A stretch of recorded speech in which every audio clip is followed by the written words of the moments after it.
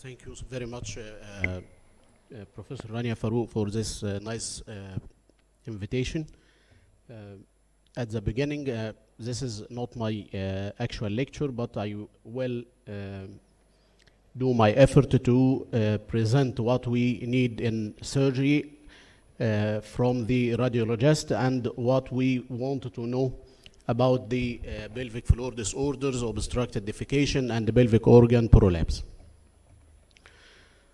يعني الحقيقة احنا كجراحين بنحاول قدر الإمكان to know what about the pelvic floor disorders, the obstructed defecation, the pelvic organ prolapse.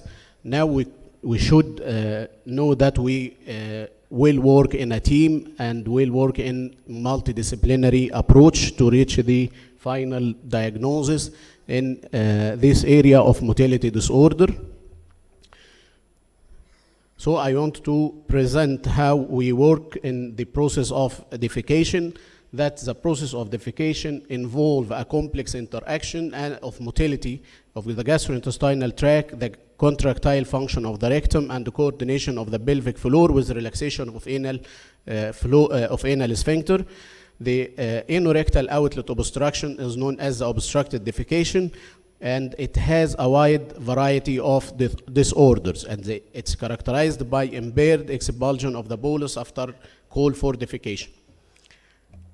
We should know that it's a troublesome for the patient and the surgeon, and it can be difficult even for the most experienced clinician to diagnose and treat a patient of obstructed defecation and the pelvic organ prolapse. The anatomical and the pathophysiological changes that occur with the obstructed defecation is often incompletely understood and may, in many cases, without ideal outcome after the surgical approach. So the patient will present to us by constipation, and the patient has tried several medications, but with high failure rate. The patient is frequently resort on laxative, suppositories, or enema to relieve their symptoms, but sometimes with only limited improvement. The physician need to have an organized approach to manage this patient optimally. The improvement over the past few years in understanding of the complex process of constipation defecation, along with the increasing use of radiological and anorectal physiologists, have led to improved treatment outcome. So the patient is often complaining of incomplete evacuation with or without pain, unsuccessful attempts of defecation, return to visit the toilet, use of perineal support, manual assistance, straining, and the dependence on the enema or the laxative. The pathogenesis, the main interest of obstructed defecation is between the functional and the mechanical causes. In obstructed defecation, anatomical finding must always be matched with the patient complaint and the quality of life. The causes of obstructed defecation is anismus or spastic anal canal, spastic anal sphincter, or failure of relaxation of the puborectalis muscle during defecation, the rectocele, and the herniation of the rectum through the vagina. The intussusception is the invagination of the rectal wall into the rectal lumen, and may be full thickness or mucosal prolapse. The enterocele or the sigmoidocele or the cul-de sac hernia, the solitary rectal ulcer, that's the combination of intussusception, anismus, and intrarectal or intraanal digitation. The investigation for obstructed defecation, we should know that it's not only the MRI is the diagnosis of the pelvic organ prolapse, pelvic floor disorder, obstructed defecation, not only the MRI, but we need a lot of investigation to reach the diagnosis. As I said, it's a matter of functional and anatomical disorder. So we need to solve the problem of this patient, and we still have a lot not known to us. Is the anorectal manometry, high resolution anorectal manometry, to know about the pressures of the intrarectal pressure and the intraanal pressure. The conventional defecography, and now, as I said, we should to treat the patient in multidisciplinary approach. The conventional defecography give us now very limited data. And when we use the conventional defecography, end result of the surgery or the after the treatment of the patient, we have a high failure rate. The ecodefecography, which is the transanal ultrasound, is a dynamic endoanal ultrasound, and it needs and we're very cooperative and very experienced radiologist, and we started to do the ecodefecography in the colorectal unit in the Cairo University since 2013. The clonic transit time is to differentiate between the slow transit constipation and the obstructed defecation or the pelvic floor disorder and the multiple organ prolapse. This is the ultrasound, as Dr. Aheba said, but this is the dynamic endoanal ultrasound. This is the conventional defecography. And now we depend on the MRI defecography to assess, as Professor Rania said, the 3 compartments. Now, as a surgeon, we should deal with the patient who's obstructed defecation and the pelvic organ prolapse in 3 compartments: the anterior, middle, and the posterior compartment, the urinary system, the gynecological system, and the rectum. If we deal as one organ, the urologist, the gynecologist, the colorectal surgeon, we have a very failure rate and unsatisfaction of the patient with the result and unsatisfaction of the surgeon. So we should deal with the patient from the multidisciplinary team approach. We should deal with 3 compartments, and we should deal with the patient in a vertical manner also. We deal with the patient in vertical approach. We study the rectum, we study the anal canal and pelvic floor, as Dr. Aranya said in the MRI.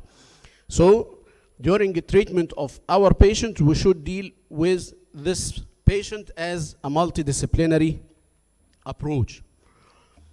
We should use the anorectal manometry and the biofeedback device. This is the anorectal manometry device. Now we have a new device that we use since 2017, is a functional luminal imaging probe. This is used to study the anal canal length and the diameter. All the data we take from the investigations will help us in the management of the patient. And the patient with obstructed defecation and pelvic organ prolapse after the treatment, we should know that as a surgeon, I treat the patient to improve, not for cure. All the patients will give us a significant percentage of improvement, not to become a normal patient.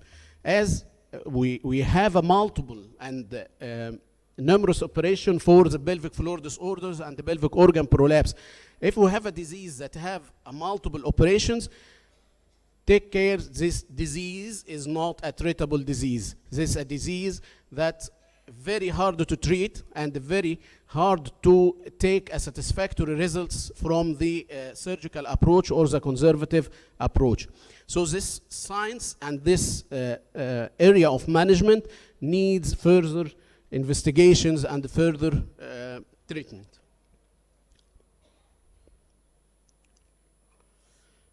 Now, also we have a new definition for the rectal dysfunction, that the patient that have a rectal prolapse or rectocele, and we should take care that as a surgeon should know this rectum is functioning or not. So we will do the anorectal manometry as we do the anorectal manometry for the anal sphincter to know the intrarectal pressure, to go for to resect or not, to resect or to fix.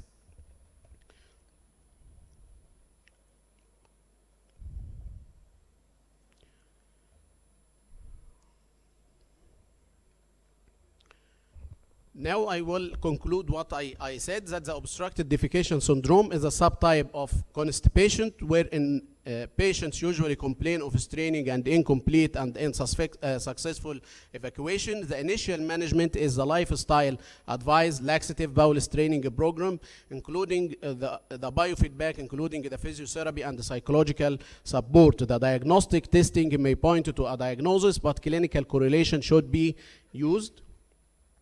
The synergic dysfunction is a clinical diagnosis and require knowledge of the anatomy and the physiology of the management. Patient with overt rectal or anterior compartment to prolapse and the symptoms of obstructed defecation should be managed surgically. The rectocele, when symptomatic, require surgical option. Enterocele, sigmoidocele, multimodal approach for effective symptom relief.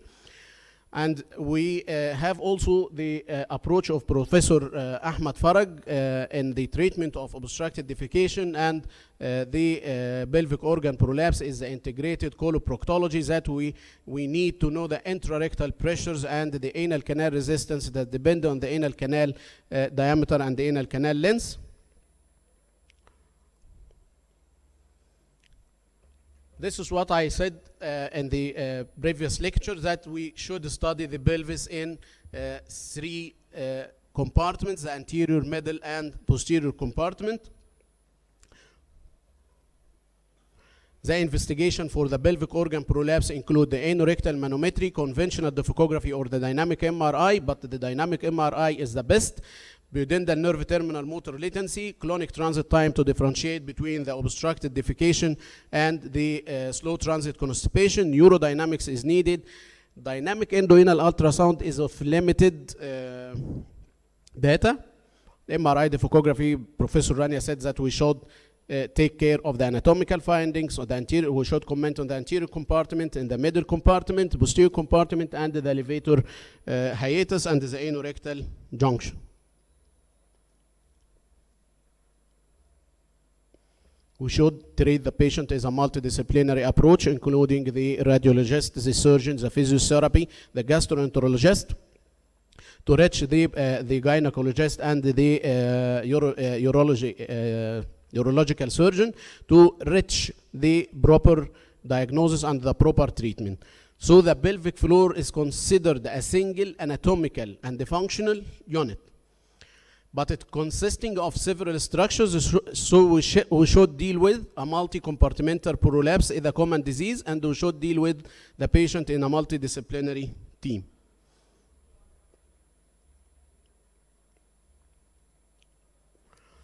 So there are multiple procedures and approaches for surgical treatment of patients with pelvic organ prolapse, and the choice between them is regulated by multiple factors, as we said. Thank you. ثانك يو بروفيسور عبد ربه. الحقيقه هو دكتور حازم في النسا كان المفروض يبقى يشرفنا، ودكتور عبد ربه كان شيرمان معايا، والحقيقه لما الدكتور حازم اعتذر لظروف مرض، يعني ظروف طارئه عنده، دكتور عبد ربه الحقيقه يعني